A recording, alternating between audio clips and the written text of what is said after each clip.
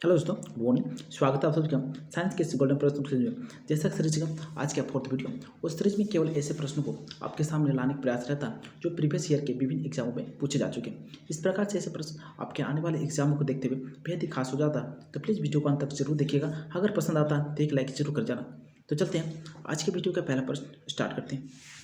पहला प्रश्न है, एक ब्लैक बोर्ड का काला रंग दिखाई देता है। ध्यान रखना, एक ब्लैक बोर्ड जो होता है उसका रंग आपका काला दिखाई देता है, क्यों? इसका जवाब होगा ऑप्शन नंबर बी। क्या होगा? ऑप्शन नंबर बी, यह किसी भी रंग को परावर्तित नहीं करता। अर्थात ब्लैक वस्तु जो होता है, कोई भी काला वस्तु, वो सभी प्रकार के रंगों को एब्जॉर्ब करने का काम करता है, जिस कारण से उसका रंग जो होता है आपका काला दिखाई देता है। तो इसका सही जवाब क्या होगा? ऑप्शन नंबर बी, अर्थात ये किसी भी रंग को परावर्तित नहीं करता है। कहने का मतलब यह हुआ कि सभी रंग को इसका मतलब अपने और क्या करता है? एब्जॉर्ब करता है। चलते हैं, इनसे समझ कुछ महत्वपूर्ण बातें उससे जानते हैं। पहला बात यह है, काला रंग पदार्थ सभी रंगों को अपनी ओर अवशोषित करता है। ध्यान रखना, ये पॉइंट को ध्यान रखना। काला रंग का जो पदार्थ होता है वो सभी प्रकार के रंगों को क्या करता है? एब्जॉर्ब करने का काम करता है, अवशोषित करने का काम करता है। सर्दियों में हमें काला या गहरे रंग के कपड़े पहनने की सलाह दी जाती है। एक पॉइंट को ध्यान रखना इस बात कि सर्दियों में हमें काले या तो गहरे रंग के कपड़े पहनने की सलाह क्यों दी जाती है? इसलिए दिया जाता है क्योंकि काले या गहरे रंग के जो कपड़े होते हैं सभी प्रकार के रेडिएशन को अपनी ओर खींचता है, यानी एब्जॉर्ब करता है, ठीक है, अवशोषित करता है, जिस कारण से क्या होता है? हमारे शरीर को वो गर्म रखने में मदद करता है, जिस कारण से हमें सर्दियों में काले रंग या गहरे रंग के कपड़े पहनने की सलाह दी जाती है। नेक्स्ट बात है, सफेद रंग की पदार्थ प्रकाश सभी प्रकार के किरणों क्या करते हैं? परावर्तित करती है। वही उसका उल्टा जो होता है आपका, सफेद रंग का जो पदार्थ होता है वो सभी प्रकार के रंगों क्या करता है? किरणों को परावर्तित करने का काम करता है, ठीक है, जिस कारण से हमें गर्मियों में सफेद एवं हल्के रंग के कपड़े को पहनने की सलाह दी जाती है। जिस कारण से होता है कि गर्मियों में सफेद या हल्के रंग के कपड़े पहनने की सलाह दी जाती है ताकि हमें गर्मी कम महसूस हो, ठीक है। सभी प्रकार के रेडिएशन को क्या करेगा? वो रिफ्लेक्ट कर देता है। तो चलते हैं इसके संबंधित और अगला प्रश्न जानते हैं। भाई अगला प्रश्न है, यदि किसी गतिमान पिंड का वेग 2 गुना कर दिया जाए तो उसकी गतिज ऊर्जा पर क्या प्रभाव पड़ेगा? सबसे पहले तो हम लोग जानते हैं कि गतिज ऊर्जा काइनेटिक एनर्जी जो होता है इक्वल टू 1/2 mv² होता है, ठीक है। तो ये प्रश्न बोल रहा है आपको वेग को क्या कर देते हैं? 2 गुना कर दिया जाता है। तो वेग को ऑटोमेटिक हम लोग 2 गुना कर देंगे तो क्या हो जाएगा आपका? 2 का यानी 2 का स्क्वायर हो जाएगा, तो इसमें क्या हो जाएगा आपका? 4 गुना हो जाएगा। ध्यान रखने कितना होगा? तो इसका सही जवाब क्या होगा? ऑप्शन नंबर बी, यानी 4 गुनी हो जाएगी, ठीक है। 2 गुना कर दिया जाए तो 4 गुना हो जाएगा, 3 गुना यदि कर दिया जाए तो 9 गुना हो जाएगा, ठीक है। इस प्रकार से जब इस पर वेग को जब भी गुना जितने गुना कर दिया उसका स्क्वायर हो जाता है, ठीक है। और वही आपको ध्यान रखना, जब मास को बोलेगा यानी द्रव्यमान को बोलेगा, जितनी गुनी करेगा यानी 2 गुना द्रव्यमान करेगा तो उसका काइनेटिक एनर्जी तो आपका 2 गुना ही रहेगा, ठीक है। ध्यान रखना क्योंकि ये तो आपका केवल मल्टीपल्स है, ठीक है। चलते हैं, इनसे संबंधित कुछ बातें हैं जो जान लेते हैं। गतिज ऊर्जा, इसका फॉर्मूला होता है 1/2 mv², 1/2 mv², ठीक है। किसी वस्तु के स्वतंत्र रूप से गिरने पर वस्तु की गतिज ऊर्जा में वृद्धि तथा स्थितिज ऊर्जा में कमी होती है। ध्यान रखना, एक बात को इस नोट करके जरूर रख लेना कि किसी वस्तु जब स्वतंत्र रूप से गिराया जाता है तो उसके जो काइनेटिक एनर्जी होता है आपका इंक्रीज होता है, ठीक है, यानी गतिज ऊर्जा में वृद्धि होती है। और वही आपका स्थितिज ऊर्जा जो होता है, स्थितिज ऊर्जा में क्या होता है आपका? पानी पोटेंशियल एनर्जी में पूरा डिक्रीज होता है, यानी उसका काइनेटिक एनर्जी का फॉर्मूला ये हुआ। स्थितिज ऊर्जा, इसका फॉर्मूला जान लेते हैं। ये क्या होता है? पोटेंशियल एनर्जी इक्वल टू होता है mgh, ठीक है। क्या होता है? mgh। चलते हैं नेक्स्ट प्रश्न की ओर। और ये अगला प्रश्न है, हाइड्रोजन के समस्थानिक ड्यूटेरियम में खाली जगह होते हैं। हाइड्रोजन के आप जानते हैं कितने समस्थानिक होते हैं? 3 समस्थानिक होते हैं, प्रोटियम, ड्यूटेरियम और ट्राइटियम। तो उसमें बोला गया आपका जो ड्यूटेरियम होता है उसके समस्थानिक जो होता है में क्या होते हैं? तो ड्यूटेरियम के जो समस्थानिक होते हैं उसमें एक प्रोटॉन और एक न्यूट्रॉन की संख्या होती है। ध्यान रखना, एक प्रोटॉन और एक न्यूट्रॉन की संख्या होती है। चलते हैं, इससे संबंधित कुछ बातें हैं जो जानते हैं। सबसे पहले तो एक बात को जानते हैं हम लोग, जो आपका समस्थानिक हमने बोला वो आज जिसको इंग्लिश से आइसोटोप के भी कहते हैं, ठीक है, आइसोटोप भी कहते हैं। ये होता क्या? किसी एक ही तत्व के परमाणु जिनमें परमाणु संख्या क्या होता है? समान होती है। परमाणु संख्या होता है एक समान होता है, लेकिन उसके जो क्या हो गया यहाँ पे? द्रव्यमान होगा, द्रव्यमान, ठीक है। द्रव्यमान संख्या भिन्न भिन्न होती है, यानी परमाणु संख्या समान और द्रव्यमान संख्या भिन्न भिन्न हो तत्व को हम लोग क्या बोलेंगे? समस्थानिक बोलेंगे, यानी आइसोटोप्स बोलते हैं। जो हाइड्रोजन के आपका 3 समस्थानिक पाया जाता है। एक तो होता है आपका प्रोटियम, ठीक है, क्या होता है? प्रोटियम। दूसरा होता है ड्यूटेरियम, तीसरा होता है ट्राइटियम। प्रोटियम क्या होता है? H1, ठीक है। ड्यूटेरियम का होता है H12 और ट्राइटियम का होता है H13, ठीक है। ये इसका संकेत होता है। तो चलते हैं अगले प्रश्न की ओर। और ये अगला प्रश्न कह रहा है एमआरआई किसका संक्षिप्त रूप है। ध्यान रखना है एमआरआई इसकी किसका संक्षिप्त रूप है। तो इसका जो करेक्ट जवाब होगा वो ऑप्शन नंबर बी। क्या होगा ऑप्शन नंबर बी अर्थात मैग्नेटिक रेजोनेंस इमेजिंग। ध्यान रखना एमआरआई के जो फुल फॉर्म होता है आपका मैग्नेटिक रेजोनेंस इमेजिंग होता है। ठीक है, चलते हैं इससे संबंधित कुछ बातें हैं उसे जान लेते हैं। पहला बात है इसका प्रयोग चिकित्सा के शरीर में अंगों को चित्र प्राप्त करने के लिए किया जाता है। चिकित्सा के क्षेत्र में इसका शरीर के अंगों को क्या होता है चित्र प्राप्त करने के लिए हम लोग एमआरआई का प्रयोग करते हैं। ध्यान रखना किसका यानी एमआरआई का जो प्रयोग होता है इसका प्रयोग हम लोग अंगों को चित्र प्राप्त करने में करने शरीर के जो अंग होता है उसके आंतरिक अंगों को चित्र प्राप्त करने के लिए हम लोग इसका प्रयोग करते हैं। नेक्स्ट बात है इसका प्रयोग सर्वप्रथम जो किया गया था 1977 को किया था। किसके द्वारा रेमंड वी दमदियन के द्वारा किया गया था। किसके द्वारा रेमंड वी दमदियन के द्वारा किया गया था। कब किया गया था 1977 को पहली बार किया गया था। चलते हैं अगले प्रश्न की ओर।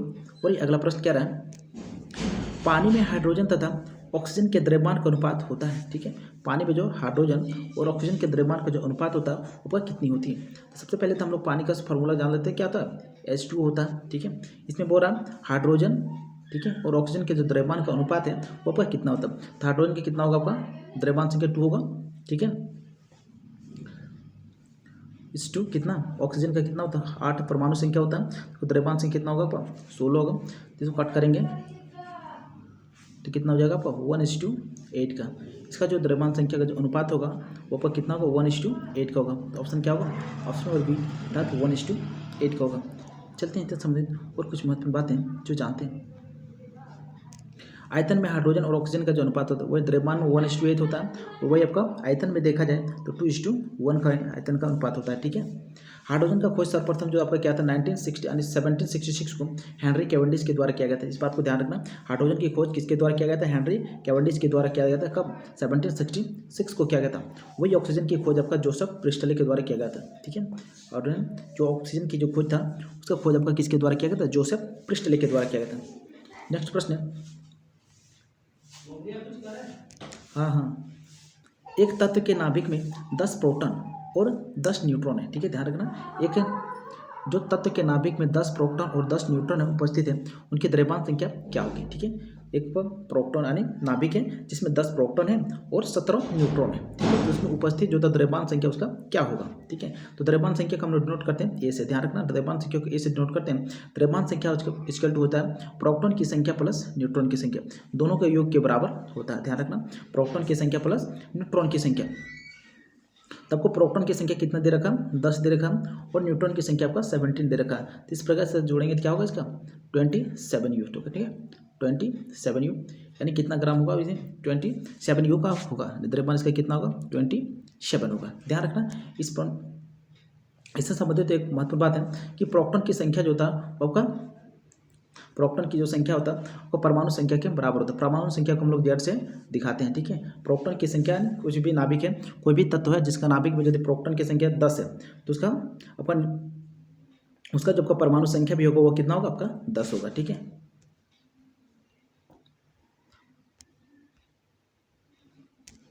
परमाणु द्रव्यमान को हम लोग ए से डिनोट करते हैं। ध्यान रखना और प्रोटॉन की संख्या P से, न्यूट्रॉन की संख्या आपका N से, परमाणु द्रव्यमान परमाणु जो संख्या उसको Z से डिनोट करते हैं और परमाणु जो संख्या होता है वो किसके बराबर होता है प्रोटॉन की संख्या के बराबर होता है। इस बात को ध्यान रखना। वही हमको द्रव्यमान संख्या निकालना है तो क्या हो जाएगा आपका A = P प्लस यानी प्रोटॉन की संख्या प्लस न्यूट्रॉन की संख्या। ठीक ना, चलते हैं अगले प्रश्न की ओर।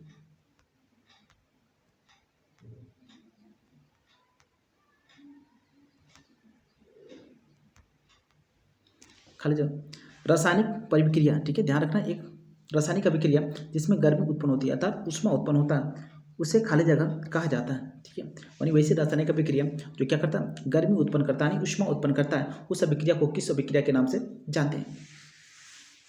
तो ध्यान रखना वो अभिक्रिया होता है आपका ऊष्मा क्षेपीय अभिक्रिया। क्या होता है ऊष्मा क्षेपीय अभिक्रिया।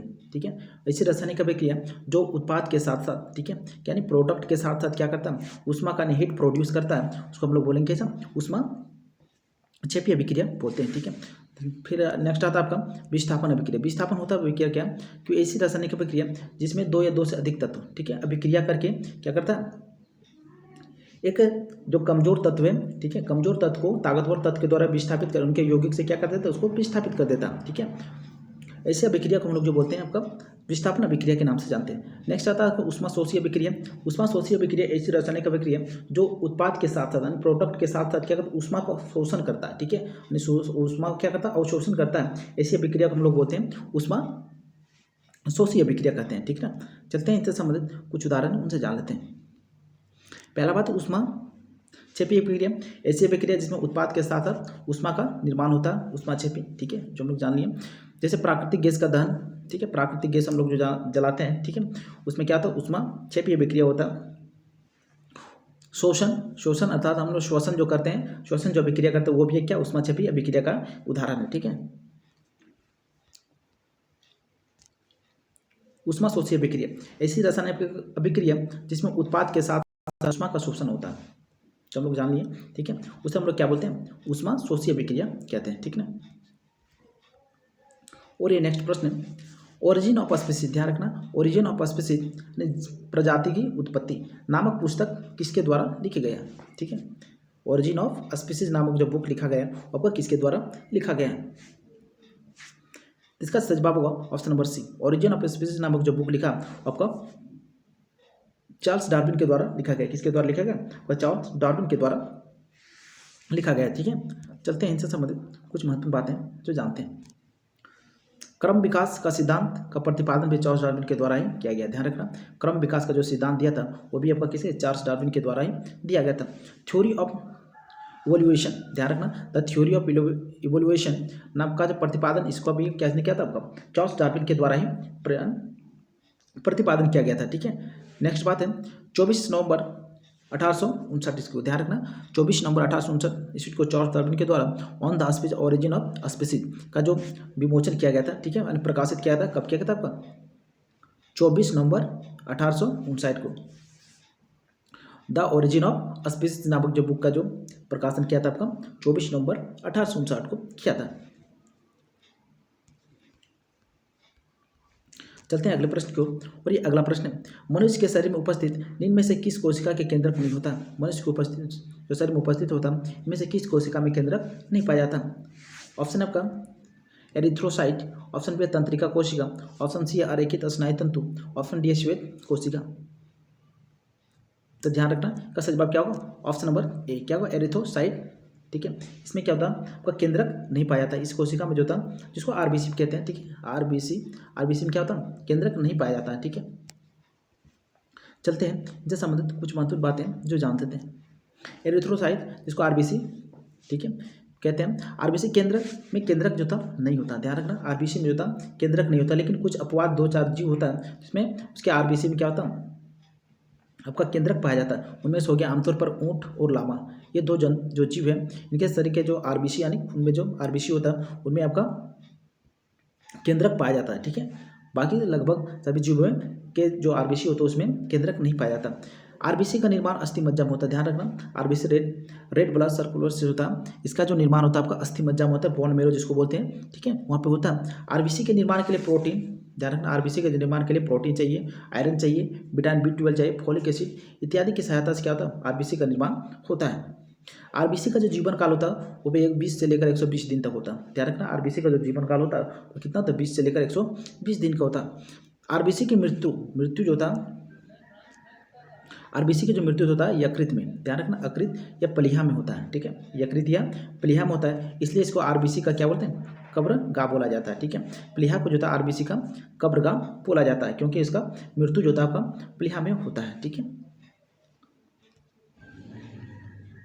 और ये अगला प्रश्न है, सोना निम्न में से किस में घुलनशील होता है। सोना जो होता है निम्नलिखित में से किस में घुलनशील होता है, ध्यान रखना, सोना जो होता है निम्न में से किस में घुलनशील होता है। ऑप्शन ए आपका चांदी, बी लोहा, ऑप्शन सी कॉरेजियम, ऑप्शन डी आपका पारा। तो ध्यान रखना का करेक्ट जवाब होगा ऑप्शन नंबर सी, क्या होगा, ऑप्शन नंबर सी, अर्थात जो था सोना जो का एक्वारेजिया में क्या होता है, घुलनशील होता है। चलते हैं एक्वारेजिया होता क्या, इसमें हाइड्रोक्लोरिक अम्ल और नाइट्रिक अम्ल इसका जो मिश्रण होता है उसी को हम लोग क्या बोलते हैं, एक्वारेजिया बोलते हैं। एक्वारेजिया जो होता है जिसको अम्लराज भी बोला जाता है कभी कभी, ठीक है, क्या बोलते हैं हम लोग, अम्लराज भी कभी कभी बोल देते हैं इसको। सांद्र हाइड्रोक्लोरिक अम्ल यानी HCl तथा सांद्र नाइट्रिक अम्ल का जो अनुपात होता है 3:1, उसमें हाइड्रोक्लोरिक अम्ल कितना होता है आपका 3 और नाइट्रिक अम्ल का अनुपात 1 होता है। जो इसका मिश्रण होता तैयार होता है उसी को हम लोग बोलते हैं एक्वा रेजिया, ठीक है। इसको अम्लराज भी कभी बोलते हैं। इन्हें प्लेटिनम जैसे कठोर धातु को भी विलय किया जाता है। इसमें जो था सोना तो होगा ही होगा, लेकिन उसके साथ कुछ हम प्लेटिनम जैसे कठोर धातु को भी इसमें क्या कर सकते हैं, विलय कर सकते हैं, ठीक है। चलते हैं अगले प्रश्न की ओर, और ये अगला प्रश्न है, किसी पदार्थ का अपवर्तनांक हवा में प्रकाश की चाल से किस प्रकार संबंधित है, ठीक है। किसी पदार्थ का जो अपवर्तनांक होता है हवा में प्रकाश की चाल से किस प्रकार संबंधित है, तो ध्यान रखना का सही जवाब होगा ऑप्शन नंबर डी। क्या होगा, ऑप्शन नंबर डी, अर्थात अपवर्तनांक हवा में प्रकाश की चाल बटे पदार्थ में प्रकाश की चाल, ठीक है। हवा में प्रकाश की चाल बटे पदार्थ में प्रकाश की चाल के जो अनुपात होता है उसको बोलते हैं हम लोग अपवर्तनांक बोला जाता है, ठीक है। नेक्स्ट प्रश्न है, टिंडल प्रभाव प्रकाश खाली जगह से संबंधित है। टिंडल प्रभाव जो था खाली जगह से संबंधित है। जो टिंडल प्रभाव होता वो किससे संबंधित होता, ठीक है। जवाब होगा ऑप्शन नंबर बी, ठीक है। क्या होगा, ऑप्शन नंबर बी, अर्थात टिंडल प्रभाव जो होता देखने को हम प्रकीर्णन के कारण होता है, ठीक है। टिंडल प्रभाव जो देखने को हमें मिलता है वो प्रकाश के प्रकीर्णन के कारण देखने को मिलता है। टिंडल प्रभाव होता क्या है, चलते हैं पहले इसको जानते हैं। ये रहा आपका टिंडल प्रभाव का इफेक्ट, ठीक है। ये आप देख सकते हैं, जो सूर्य का रोशनी जब आता है तो क्या होता है, धूल कणों के कारण, ठीक है, वो सूर्य का रोशनी बिखरा हुआ प्रतीत होता है, ठीक है। इसी को हम लोग जो बोलते हैं उसका टिंडल प्रभाव कहते हैं, ठीक ना। इसी को हम लोग क्या बोलते हैं, टिंडल प्रभाव, देख सकते हैं आप, ठीक ना। कभी कभी आप लोग घरों में भी देखे होंगे ऐसी घटना को, ठीक ना। तो चलते हैं अगले प्रश्न की ओर। अगला प्रश्न है, किसी तरल की समान मात्रा के लिए, ठीक है, ध्यान रखना, किसी तरल की समान मात्रा के लिए निम्नलिखित में से किस प्रक्रिया की गति सबसे धीमी होती है, ठीक है। किसी भी तरल समान मात्रा के लिए हम लोग कह सकते हैं इनमें से कौन सी जो प्रक्रिया होती है सबसे धीमी होती है, तो ध्यान रखना का सही जवाब का ऑप्शन नंबर सी, क्या होगा, वाष्पीकरण, ठीक है। किसी भी तरल समान मात्रा के लिए निम्नलिखित प्रक्रिया में से जो सबसे जो धीमा होता है वो आपका वाष्पीकरण होता है, ठीक है। चलो, वाष्पीकरण की जो प्रभावित करने वाले कारक होता है, मेन बात इसमें रहता है वाष्पीकरण जो हुआ, वाष्पीकरण को प्रभावित करने वाला जो कारक होता है, यानी वाष्पीकरण जो होता है किस पर डिपेंड करता है, वो हवा की नमी पर डिपेंड करता है, ठीक है। ध्यान रखना, हवा की नमी यदि कम होगा तो वाष्पीकरण की क्रिया भी क्या होगा, अधिक होने वाला, यानी नमी कम होगा, ठीक है। यानी आर्द्रता उसमें जो होगा यदि वायु में कम होगा, ठीक है, तो उसमें वाष्पीकरण की क्रिया क्या होगी ना, तेज होगी। वही तापमान, तो वायुमंडल का जो तापमान होगा आपका तेज होगा तो वाष्पीकरण की क्रिया भी क्या होगा ना, तेज होगा। तथा ही क्षेत्रफल जितना अधिक बढ़ेगा उसका जो वाष्पीकरण की दर है उतना ही अधिक बढ़ेगा। मान के जो छोटा सा कटोरा में एक पानी रखा गया है, ठीक है, एक छोटा सा कटोरा में पानी रखा है, एक बड़ा सा कटोरा में पानी रखा गया है, तो इसमें जो वाष्पीकरण की क्रिया जो होगा सबसे अधिक क्षेत्रफल इसमें, इसके तुलना में क्षेत्रफल इसमें अधिक आ रहा है, तो इसमें जो वाष्पीकरण की क्रिया होगा इसके तुलना में तेज होगा, नहीं अधिक होगा, ठीक है। हवा की जो गति होगा उस पर भी डिपेंड करेगा कि कितना तेज क्या हवा चल रही है। तीन बातों पर जो होता है वाष्पीकरण की क्रिया जो होती है, वेपोराइजेशन जो होता है, डिपेंड करता है, ठीक ना। चलते हैं अगले प्रश्न को, और अगला प्रश्न क्या रहा, ऊष्मागति की किस नियम के द्वारा ऊर्जा संरक्षण का नियम को जानते हैं, ठीक है। ऊष्मागति के किस नियम, तीन नियम होता है ऊष्मागति के, ठीक है, प्रथम, द्वितीय और तृतीय। तो किस नियम के द्वारा ऊर्जा संरक्षण के नियम को हम लोग जानते हैं, ऊर्जा संरक्षण के नियम किसके द्वारा बताया जाता है, तो ध्यान रखना का करेक्ट जवाब होगा ऑप्शन नंबर सी। क्या होगा, ऑप्शन नंबर सी है ना, प्रथम नियम, ठीक है। ऊष्मागति के प्रथम नियम के द्वारा ऊर्जा संरक्षण के नियम को बताया जाता है, ठीक है। चलते हैं तीनों नियम को जान लेते हैं। ऊष्मागति का प्रथम नियम, ध्यान रखना, ऊष्मागति का प्रथम नियम क्या कहता है, ऊर्जा को ना तो उत्पन्न की जा सकती है और ना ही नष्ट किया जा सकता। प्रथम ऊष्मागति का प्रथम नियम ये कहता है कि ऊर्जा को हम क्या करते हैं, ना ही उत्पन्न कर सकते हैं और ना ही उसका नाश कर सकते हैं, केवल इसके एक रूप से दूसरे रूप में क्या कर सकते हैं, परावर्तित, यानी एक रूप से दूसरे रूप में क्या कर सकते हैं, ऊर्जा को परिवर्तित किया जा सकता है। ध्यान रखना, ये प्रथम नियम क्या कहता है, ऊर्जा को ना तो नष्ट किया जा सकता और ना ही उत्पन्न किया जा सकता, ऊर्जा को केवल एक रूप से दूसरे रूप में क्या करता है, कन्वर्ट कर सकते हैं, ठीक है। गतिज ऊर्जा से हो गया, स्थितिज ऊर्जा, ठीक है, मैकेनिकल एनर्जी से हो गया, काइनेटिक एनर्जी, इस प्रकार से हम क्या करते हैं, केवल और केवल इसको क्या कर परावर्तित कर, एक रूप से दूसरे रूप में परावर्तित कर सकते हैं, लेकिन इसको क्या पूर्णतः नष्ट नहीं कर सकते। ऊष्मागति का द्वितीय नियम ये क्या कहता है, ऊष्मागति का दूसरा नियम ये कहता है कि ऐसा संभव नहीं है कि एक ही ताप किसी वस्तु में यांत्रिक ऊर्जा की प्राप्ति नहीं हो सकती है। इसके कहने का मतलब ये रहा कि कोई भी ऊर्जा को होता हम लोग जितना ऊर्जा किसी मशीन में देते हैं उतना पूर्णतः रूप में उसमें क्या होता है प्रोडक्ट के रूप में कह सकते हैं, यानी उत्पाद के रूप में उतना वर्क यानी आउटपुट उतना नहीं, जितना इनपुट देते हैं उतना आउटपुट नहीं प्रोड्यूस करता है। ठीक है, कुछ ना कुछ ह्रास हो जाता है ऊर्जा, तो घर्षण वगैरह के रूप से, रिफ्लेक्शन वगैरह के रूप से क्या होता है कुछ ना कुछ ह्रास हो जाता है। ये आपका कहना है दूसरा नियम। ठीक है, तीसरा नियम क्या था, ऊष्मागति के तीसरे नियम के अनुसार शून्य तापमान पर किसी ऊष्मागति का एनट्रोपी जो था शून्य होता है। तीसरा नियम ये क्या था कि ऊष्मागति के तीसरे नियम के अनुसार तो शून्य ताप पर किसी भी पदार्थ का जो शून्य ताप पर उसका जो ऊष्मागतिकी होता है, ठीक है, वह की जो एनट्रोपी होता है, एनट्रोपी आपका क्या था शून्य होता है। ठीक है, चलते हैं अगले प्रश्न की ओर।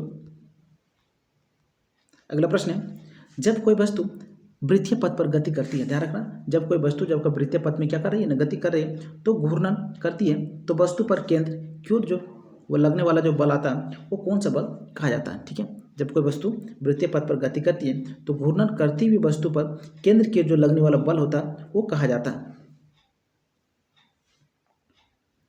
इसका सही जवाब होगा ऑप्शन नंबर डी। क्या ऑप्शन नंबर डी अर्थात अभिकेंद्रीय बल। ठीक है, जब कोई वस्तु केंद्र यानी वृत्तीय पथ में जब गमन करते हैं घूमती है तो केंद्र की ओर जो लगने वाला बल होता है उसको क्या बोलते हैं अभिकेंद्रीय बल होता है। ठीक है,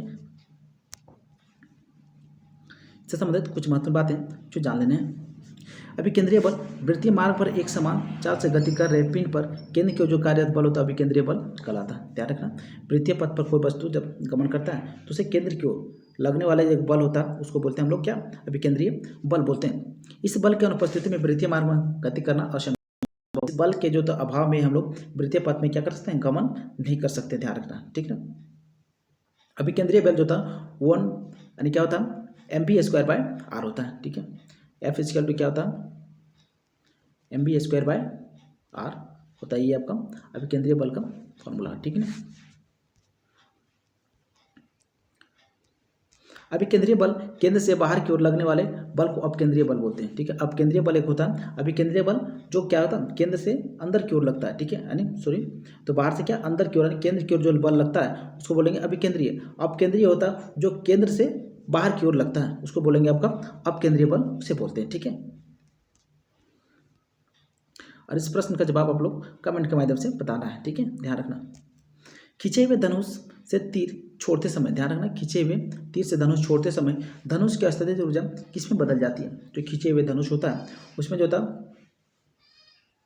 खींचे हुए धनुष में जो था वह जो तीर छोड़ते हैं, ठीक है, हम लोग तीर जो छोड़ते हैं उसमें कौन सी ऊर्जा में बदल जाती है। तो खींचे हुए धनुष में क्या होता है अस्थितिज ऊर्जा होता ना, जब उसको छोड़ते हैं तो वो कौन सा ऊर्जा में कन्वर्ट होता है। ऑप्शन आपका रासायनिक ऊर्जा, ऑप्शन बी गतिज ऊर्जा, ऑप्शन सी आपका ध्वनि ऊर्जा, ऑप्शन डी आपका पेशीय ऊर्जा। तो इसका जवाब आप लोग को कमेंट के माध्यम से देना है। ठीक है, तो वीडियो पसंद आया तो प्लीज़ लाइक जरूर करें, साथ ही चैनल में नए हो तो चैनल को सब्सक्राइब जरूर कर लेना ताकि इसी प्रकार का रेगुलर वीडियो का अपडेट आपको मिलता रहे। तो मिलते हैं फिर अगले वीडियो में, तब तक के लिए जय हिंद जय भारत।